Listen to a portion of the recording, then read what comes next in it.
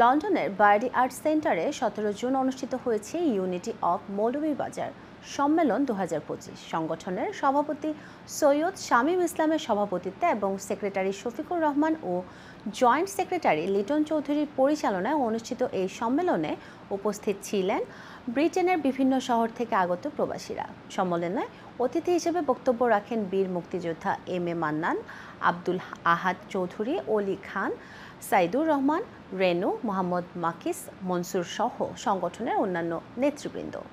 নবগঠিত 51 সদস্য বিশিষ্ট কমিটির সভাপতি নির্বাচিত হন আব্দুর রৌফ তালুকদার এবং সাধারণ সম্পাদক লিটন চৌধুরী। সম্মেলনে মৌলভীবাজারের একটি মেডিকেল কলেজ এবং পাবলিক বিশ্ববিদ্যালয় স্থাপন এবং শমশেরনগর বিমানবন্দর চালু সহ 10 দফা দাবি বাস্তবায়নে ঐক্যবদ্ধভাবে কাজ করার অঙ্গীকার নেওয়া হয়।